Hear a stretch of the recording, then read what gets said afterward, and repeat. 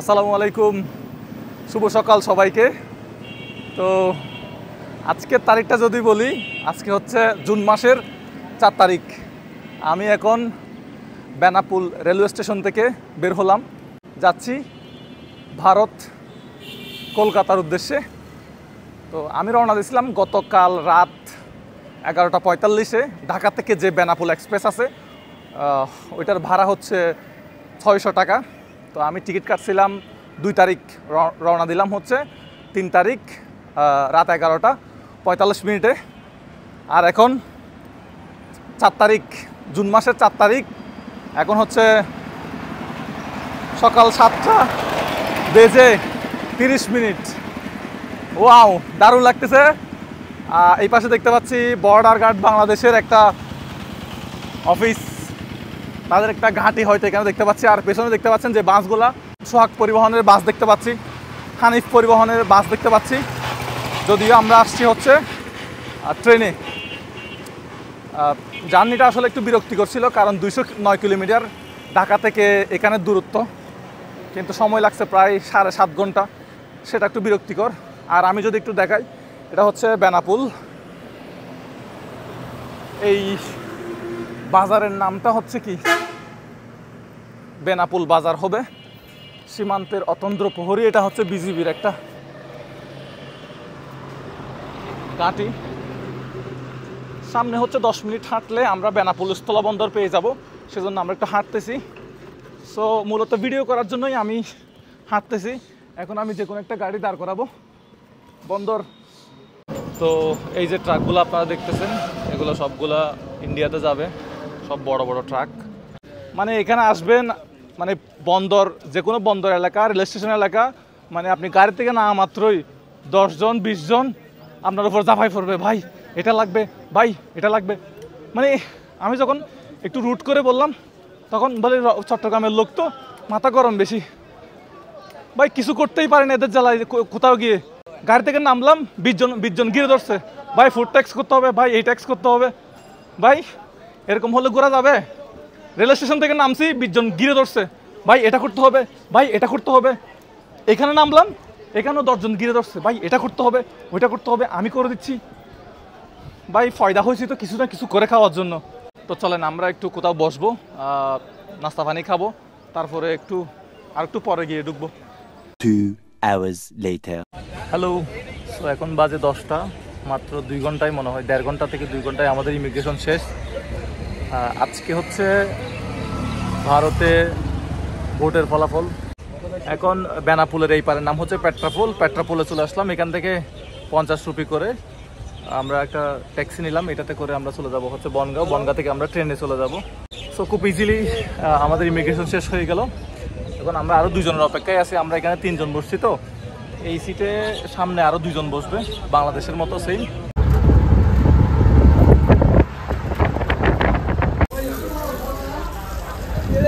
এটা হচ্ছে সেই ট্রেনটা যেটা শিয়ালদা যাবে। এখানে লোকাল ট্রেনটা কেমন সেটা একটু দেখাই। এখানে দোকান আছে, ফোন চার্জ দেওয়া যায়, চা নাস্তা করা যাবে। হেই গাইস, এগুলো হচ্ছে সিটগুলা লোকাল ট্রেনের, ইন্ডিয়ার লোকাল ট্রেনের সিটগুলো হচ্ছে এগুলো। পরে ফ্যান চলতেছে, আমাদের ব্যাগ রাখলাম এদিকে।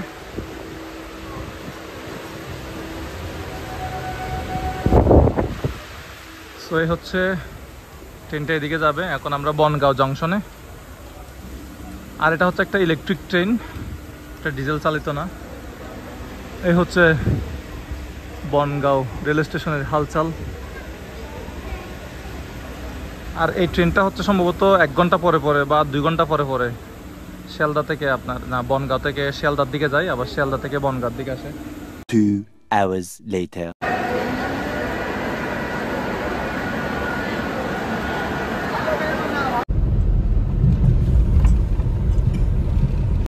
তো এই মুহূর্তে সময় বাজে কয়টা বাজে এখন?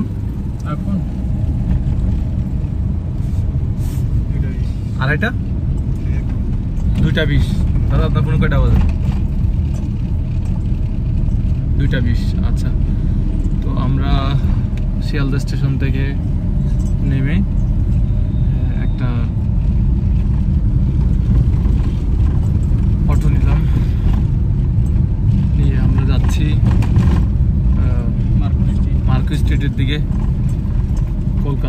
প্রচুর গরম এবং সেই গরমে আমার মাথা ব্যথা করতেছে।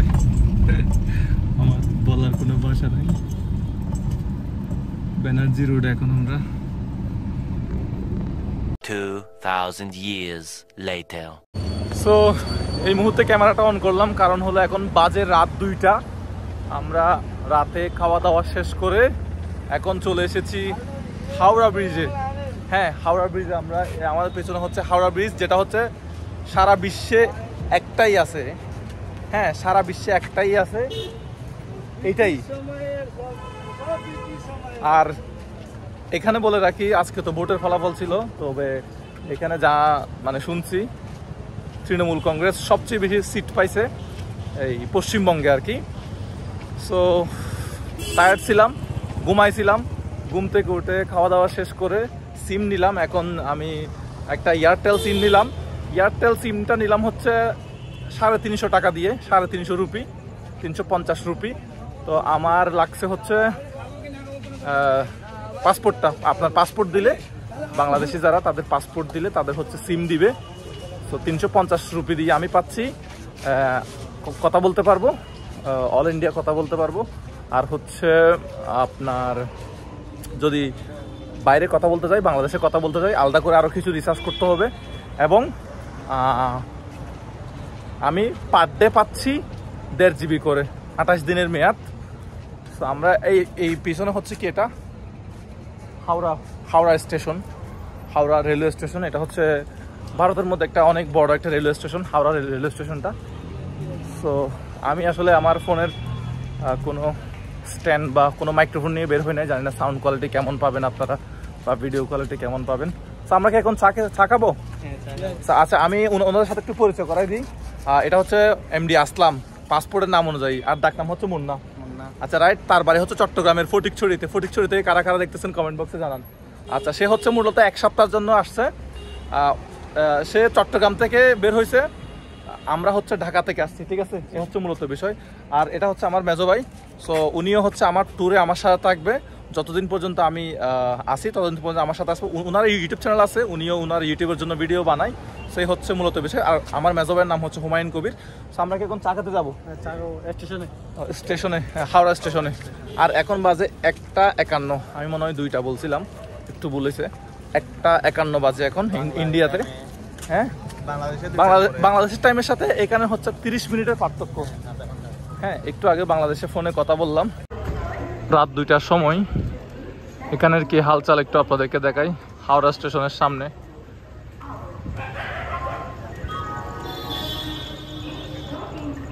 ওই যে হাওড়া ব্রিজ দেখা যাচ্ছে।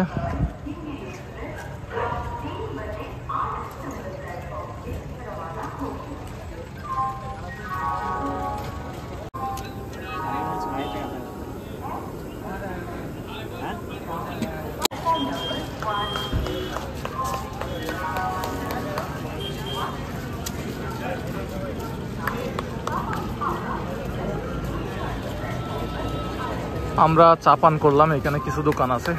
তারপর আমরা আবার হাঁটবো, হাওড়া ব্রিজের দিকে চলে যাব।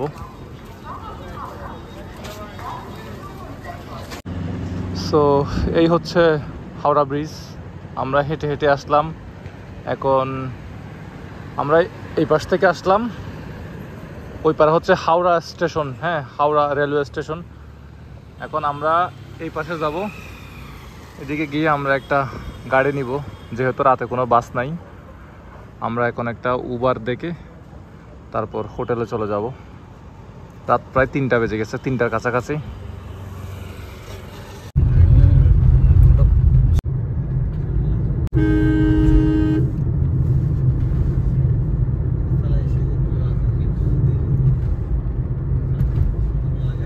রাত বাজে 3টা।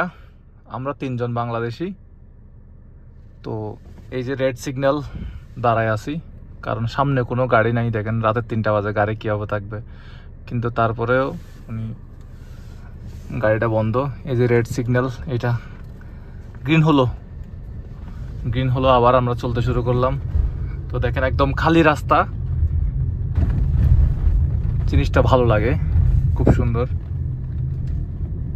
একদম রাতের 3টা বাজে, গাড়ি নাই, কিন্তু যেহেতু রেড সিগন্যাল সেহেতু থামতেই হবে। যাচ্ছি আমরা মার্কেট স্ট্রিটে।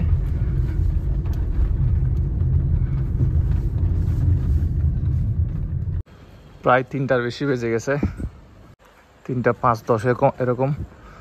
তো সামনে হচ্ছে আমাদের হোটেল। হাঁটতেছি এখন, উবার নিয়ে আসলাম আপনার হাওড়া ব্রিজ থেকে। উবারে নিচে মার্কুইস স্ট্রিটে 150 টাকা বা 150 রুপি। যাওয়ার সময় আমরা উবারে অ্যাপসে যাই নাই, কন্ট্যাক্ট করে গেছিলাম, 200 টাকা দিয়ে গেছিলাম। আর আসার সময় যেহেতু আমাদের কাছে ফোন ছিল, আমাদের কাছে ডেটা ছিল, আমরা অ্যাপস ব্যবহার করছি, আমরা 150 টাকায় আমাদের হয়ে গেছে। সো ডান পাশে হচ্ছে মনে হয় আমাদের হোটেলটা। দোকান এখনো কিছু খোলা আছে, যেদিকে হচ্ছে আমাদের হোটেলটা। The next day. হ্যালো, আরও একটা নতুন দিনে আপনাদের সবাইকে স্বাগতম। তো আজকে হচ্ছে কলকাতায় আমাদের দ্বিতীয় দিন। আজকে আমাদের একজনের ফুল বডি চেক আপ করবে। মিস্টার আসলাম, সে আজকে ফুল বডি চেক আপ করে। আমাদের প্রথম এবং প্রধান আজকে কাজ হলো আমরা তার ফুল বডি চেক আপের জন্য একটা হোটেল না আমরা কোন পাশে, এই পাশে যাব।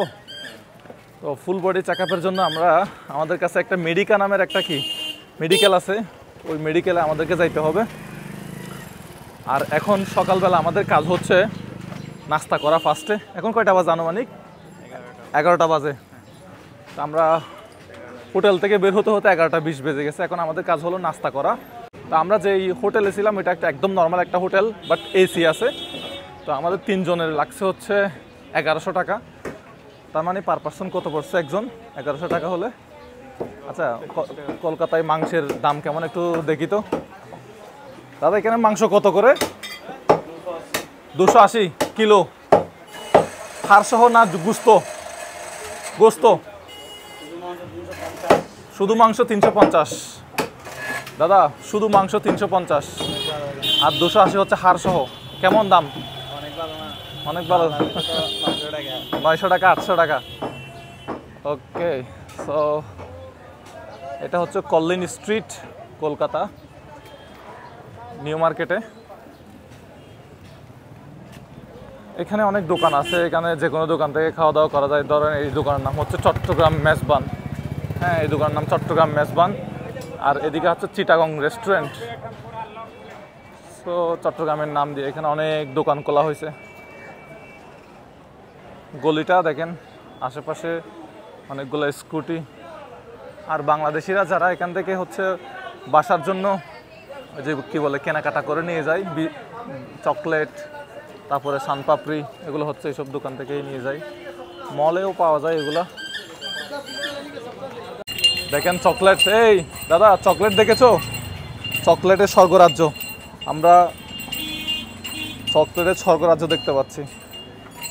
এবং কসমেটিক্স আইটেমও যা আছে সব এখানে আছে। হ্যাঁ, যাওয়ার সময় নিয়ে যাবে। এখন জিজ্ঞেস করে কি করব? গরম গরম তেলে ভাজা নাস্তায় রাস্তায় খুব বেশি পাওয়া যায়। গতকালকে আমাদের সাথে একটা 2 নম্বরের কাজ হয়েছে।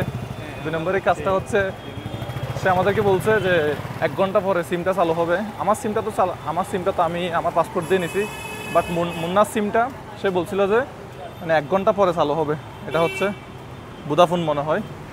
তো সে বলছিল যে আপনারা নেন, 1 ঘন্টা পরে হয়তো অটোমেটিক চালু হবে। কিন্তু সে আমাদের পাসপোর্ট কিছুই নিল না। পরে বললো যে, আমরা বললাম যে পাসপোর্ট লাগবে না, সে বললো যে না লাগবে না। আবার পরে বললো যে মানে যদি কোনো সমস্যা হয় তাহলে আবার আসবেন, আমি ঠিক করে দিব। তো এখন বুঝলাম যে আসলে তখন সে রেজিস্ট্রেশন করে নাই এবং সিমটাও চালু হয় নাই। তো এখন আবার তার দোকানে যাচ্ছি, সেটা হচ্ছে তার দোকান। তো কথা হচ্ছে একটা, আপনার কাছে যদি আপনার পাসপোর্ট ছাড়া যদি আপনাকে কেউ সিম দেয় এবং যদি বলে যে 1 ঘন্টা পরে চালু হবে, কিন্তু আসলে সেটা চালু হবে না। আপনি আপনার পাসপোর্ট দিয়ে সরাসরি সিমটা নেবেন, পাসপোর্ট দেওয়া ছাড়া সিম নেবেন না। এই হচ্ছে দোকানটা। 2 নম্বরে কাজ করছে আমাদের সাথে। এখন উনি আমাদের পাসপোর্টটা নিয়ে সিমটা চালু করে দিল। সর্বশেষ মানে 10 কথার 1 কথা হচ্ছে, আপনার কাছে যদি কেউ পাসপোর্ট ছাড়া সিম দেয় তাহলে সেই সিম চলবে না।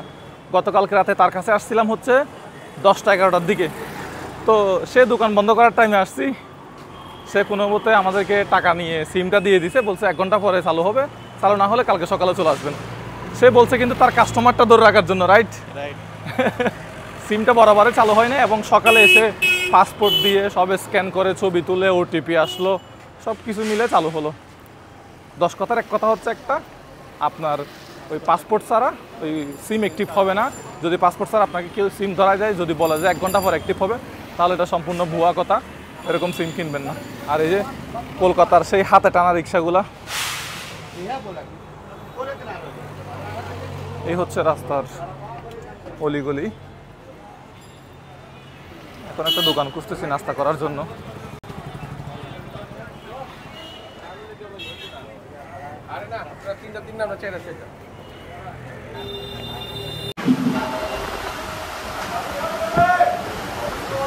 তিনজনে ভরপুর খাবার দাবার খেয়েছি, বিল আসছে 320 টাকা। কম না বেশি?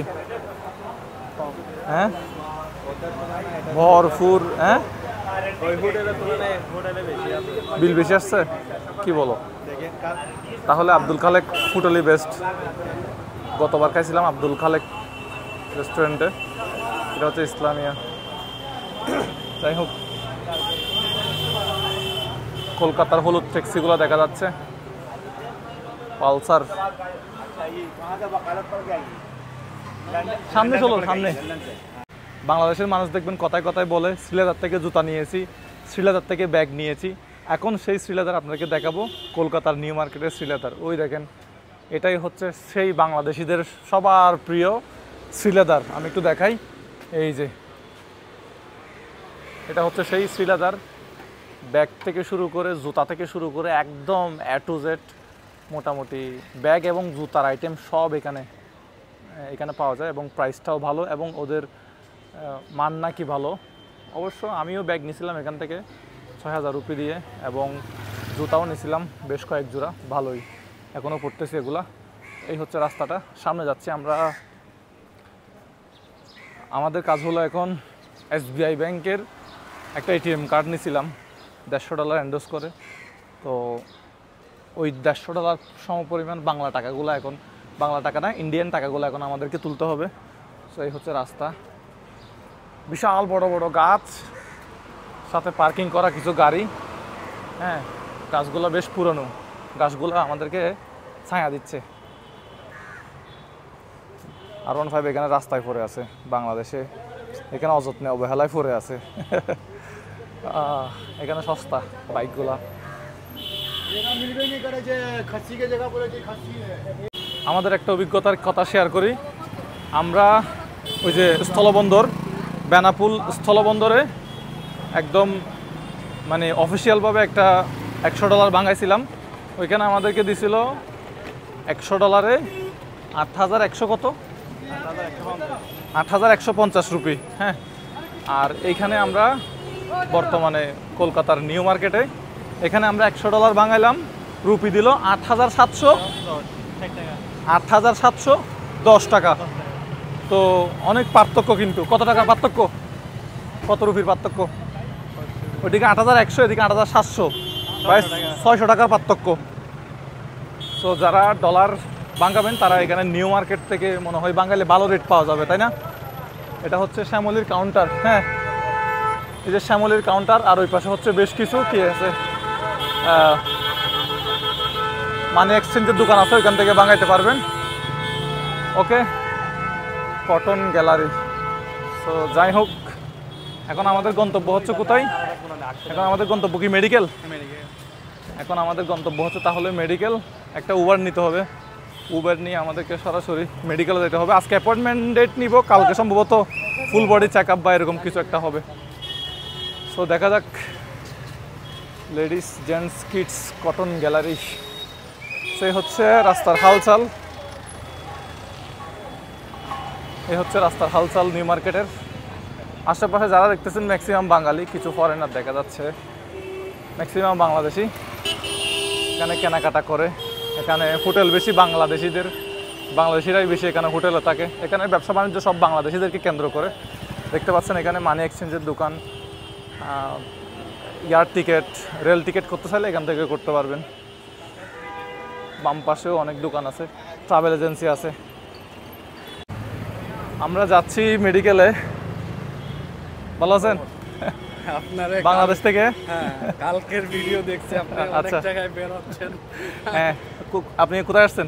আমি যাব ভিয়েতনাম থেকে ফিলিপিন থেকে ও চায়না। আচ্ছা, তাহলে তো বিশাল টার্গেট। যা বুঝলাম এখানে গাড়ির ভিতরে আর হচ্ছে হোটেলের ভিতরে আর রেস্টুরেন্টের ভিতরে, মানে অর্থাৎ যেখানে যেখানে এসি আছে এখানে ছাড়া আর ঘোরাফেরা করতে পারলে এখানে স্টে করা যাচ্ছে না, অনেক গরম।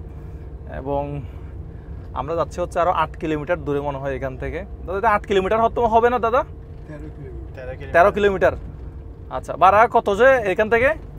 উবেরে কত দেখায় ভাড়া? 290 দেখলাম, 300 মতো মনে হয় না? ওই যে 290 300 মতো এখান থেকে ভাড়া দেখায়। মেডিকা নামের একটা হসপিটালটা কেমন দাদা? মেডিকা তো এই ভদ্রলোকের ফুল চেক আপ হবে সেখানে। আমরা যাচ্ছি ওখানে আজকে বুকিংটা দিয়ে কালকে হয়তো সকালবেলা মনে হয় খালি পেটে বা ওইভাবে চেক আপ করতে হয়, ওটা হবে। সো এখন আমরা রওনা দিলাম এসির ভিতরে, এখন ভালো লাগতেছে। বাইরে গরম প্রচুর গরম। চলে আসলাম, বিল আসলো আমাদের 290 টাকা বা 290 রুপি বলতে পারেন। 13 কিলোমিটার পথ ছিল। এই তো 30 মিনিট মতো লাগলো মনে হয়। কত মিনিট লাগলো দাদা? 30 মিনিট না? 30 মিনিট মতোই লাগলো। চলো, ওকে দাদা, থ্যাংক ইউ, 5 স্টার। ওকে, বের হো। সো এই হচ্ছে বাইরে আগুন না, বাইরে পুরোটাই আগুন। এটা হচ্ছে মেডিকেল। হ্যাঁ, সব গাড়ি আর গাড়ি দাদা, দেখেছো? সব গাড়ি আর গাড়ি। 2 hours later. আউট কোন দিকে? এদিকে মনে হয়। আচ্ছা, আমরা এদিকে যাই। সো আমাদেরকে বললো যে কালকে সকাল 8টায় আসতে। কালকে সকাল 8টায় আসলে তাহলে হচ্ছে রেজিস্ট্রেশন সহ সব কিছু একসাথে হয়ে যাবে, এবং ফুল বডি চেক আপের ফিটা হচ্ছে 8000 টাকা, তাই না? 8000 টাকা। এবং বললাম যে আজকে রেজিস্ট্রেশন করতে যাচ্ছিলাম, কালকে ফুল বডি চেক আপটা হবে আর কি। এরকম বলছে, এরকম দরকার নেই, কালকে সকাল 8টায় আসুন, কালকে সব কিছু একসাথে হয়ে যাবে। তো যারা ফুল বডি চেক আপ করতে চান মেডিকার মতো এই হসপিটালে, আপনাকে যেটা করতে হবে সকাল 8টায় আসতে হবে, পাসপোর্টটা নিয়ে আসতে হবে, পাসপোর্টটা ভেরিফাই করে তারপরে 8000 টাকা ফি দিয়ে তারপরে হচ্ছে ফুল বডি চেক আপটা হবে আর কি। তো আমরা এখন মোটামুটি কয়টা বাজে? এখন বলতেছে ওরা আজকে আর মানে চেক আপ হবে না, এখন 2টা বাজতেছে। ও মাই গড, কি গরম! আর আমাদের পেছনে কি পরিমাণ গাড়ি। সো এই এখন আমরা কোথায় যাব? কলকাতায় অনেক বেশি গরম, খেতে হবে আমাদেরকে ডাব। খেয়ে দেখো। না আমি নিচ্ছি তো। শ্বাস তো হবে না এটাতে, শ্বাস হবে? শ্বাস ভেতরে? হ্যাঁ, মোটা মালাই দেবো না হালকা দেবো? ওই দেন যেটা মিষ্টি হয়। একটা ওকে, একটা 60 টাকা করে।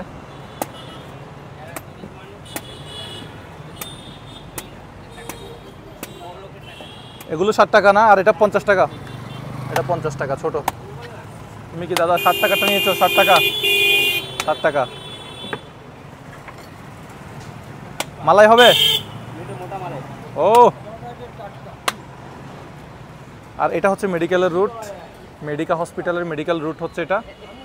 আর এখানে একটা চায়ের দোকান আছে, এই পাশে ভাতও খাওয়া যাবে। আর এখানে হচ্ছে জানলাতে ঢুকতে ডান দিকে পড়বে, ওই নিচের দিকে একটা তারে ঝুলানো আছে গোলা, মানে ঘরের ভিতরে, বাইরে না। ওই হাত গলিয়ে দেখতে হবে। আমার কাছে চাবি নিয়ে যাবে?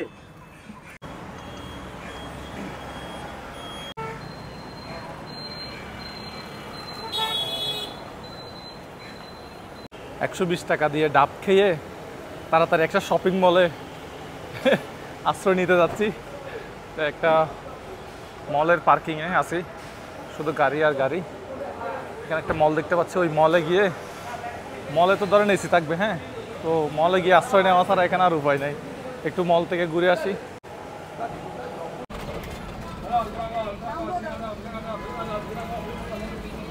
মলের এসিতে ঠান্ডা বাতাস খাওয়ার পরে এখন লোকাল বাসে আসলাম। এখন যাবো সায়েন্স সিটিতে। ভীষণ গরম। উবারে দেখাইছিল 150 টাকা, দেখি লোকাল বাসে কম টাকা দিয়ে যাওয়া যায় কিনা। লোকাল বাসে কম টাকা দিয়ে যাওয়া যাবে। উবারে 150 টাকা দেখাচ্ছিল। এখান থেকে সায়েন্স সিটি কত কিলোমিটার তাও জানি না, দেখা যাক। তবে ভীষণ গরম। Local bus.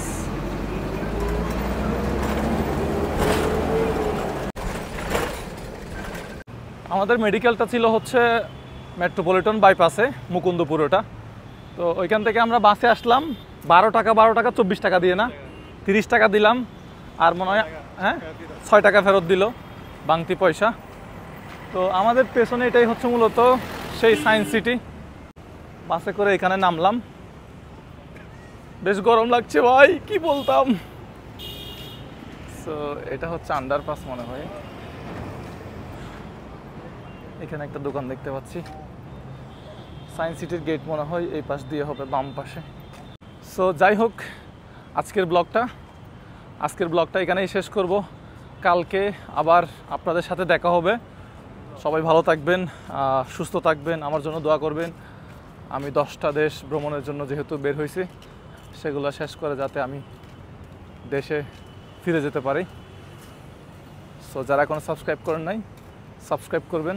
আর ভিডিওটা কেমন লাগছে, ভিডিও শেয়ার করতে হবে না, ভালো লাগলে শেয়ার করবে সবাই, বলতে হবে না। সো লাইকটা তো মাস্ট করতে হবে। ইনশাল্লাহ দেখা হচ্ছে কালকে আবার। আল্লাহ হাফিজ।